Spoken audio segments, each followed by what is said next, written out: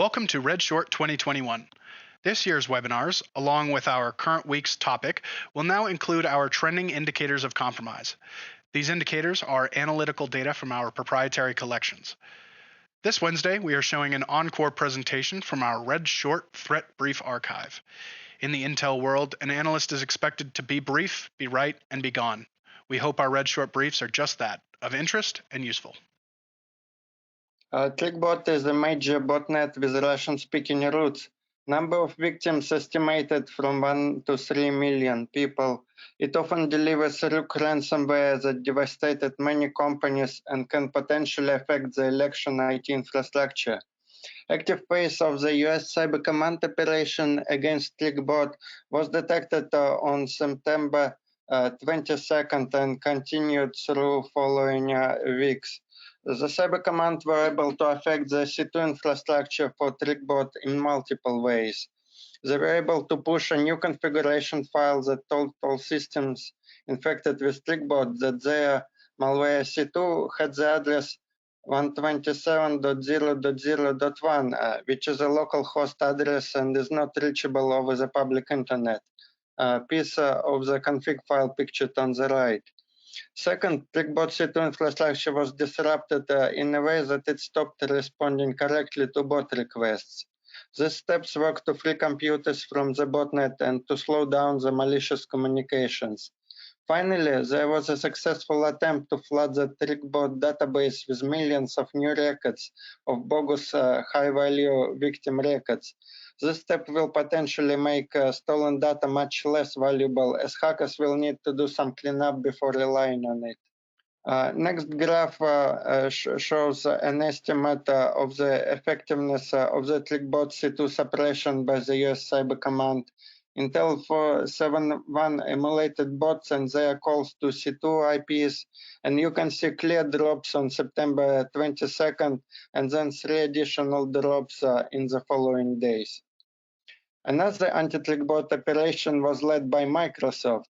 Microsoft formed an international group of industry and telecommunication providers. In Microsoft, it were Digital Crime Unit and Microsoft Defender Team. Financial sector, ISAC, Asset, Black Lotus Labs, NTT, and Symantec helped Microsoft to threaten the legal case against Trickbot. The main base for these allegations were copyright claims in the US District Court, and after succeeding with the court ruling to halt Trickbot operations, Microsoft was getting assistance from internet service providers and CERTs in the US and other countries to disable Trickbot C2 IP addresses. Besides the US Cyber Command and Microsoft, Europol also led an operation of its own that affected Trickbot money laundering.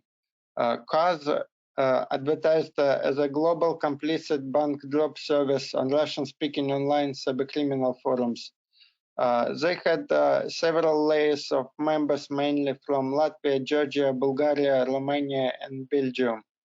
They opened hundreds of corporate and personal bank accounts throughout the world to receive stolen money from cybercriminals and launder them. The funds were often transferred from one to another bank account and sometimes converted to cryptocurrency using tumbling services. CAS were taking a fee of up to 50%, and Trickbot operators were among their clientele. Operations against CAS was headed by the US and Portugal alongside with many other European countries shown on this map. Interestingly enough, another malware with Russian-speaking roots, Imotet, was also seen less active in the beginning of October. But starting October 14th, Imotet not only came back and forth with very high rate of activity, but also started dropping Trickbot, as if helping Trickbot to recover from the lost infrastructure. While some of the Imotet fluctuations might be random, strong connections between these two malware teams are long suspected. On next slide, you can see Trickbot rates according to Asset Research. Now, I had a timeline of the US Cyber Command and Microsoft disruption attempts. We can see that since US Cyber Command started attacking Trickbot on September 22nd, the rates are definitely down. Also, even with Microsoft taking down Trickbot service, it didn't go completely to zero. And in the last couple of days, we see some little rebound. Last week, Intel 471 became very skeptical about the alleged Microsoft success in disrupting Trickbot. According to them and Feodo tracker, Microsoft were able to take down all the US Trickbot C2 service and 18 international, but at the same time, 11 service outside the country that had been running before Microsoft's action were still online. And what's more, Trickbot's operators brought another dozen servers online outside the US in cities including Amsterdam, Berlin, and Moscow. Microsoft responded to critics by saying that it remains in the middle of its efforts. Microsoft's vice president said, "We believe we had succeeded in severely limiting Trickbot's capabilities. Our disruption work is ongoing in the US and around the world, and third-party reports do not reflect the current state." And for sure, after being so skeptical last week, this week, Intel 471 reversed the assessment regarding the takedown success. They analyzed a new sample of Trickbot that was distributed by Matet on Monday and detected that none of the hard-coded C2s were able to respond to Trickbot requests.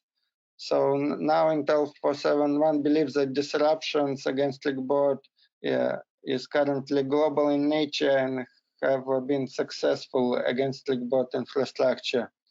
Regardless, there is still a small number of working Trickbot C2s based in Brazil, Colombia, Indonesia, and Kyrgyzstan that are still able to respond to Trickbot requests if included in a future configuration.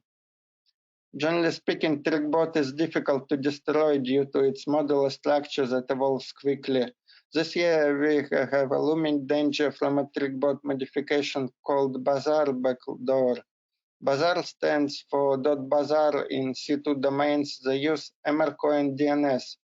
MRDNS is desirable for attackers because it is a distributed blockchain that is theoretically decentralized and cannot be censored, at least not as easy.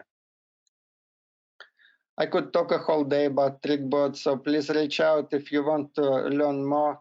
As my time is running out, I briefly mentioned that these major operations against Trickbot were based on the fact that ransomware could pose a danger for systems designed to support voting. But the real details on the immediate danger to the US elections were never shared publicly. We can say that Trickbot going down, even for a short period, is a generally good thing for many industries, not just political. At the same time, malicious operators now have an urge to recoup losses by increased ransom demands, which in the past were often set as 10% of victim companies' annual revenues. Hackers will likely adapt to the attempts to take down the Trickbot service, but Microsoft is promising that they will continue their pressure on the malicious infrastructure, so the battle is not over yet. We will continue to monitor and inform you on important developments. Meanwhile, be safe, update, receive cybersecurity services to protect yourself from phishing, drive-by, and ransomware. Thank you all for joining us today. If you have any questions regarding topics briefed today, please get in touch with jmckey@webaclubs.com. Have a great week, everyone.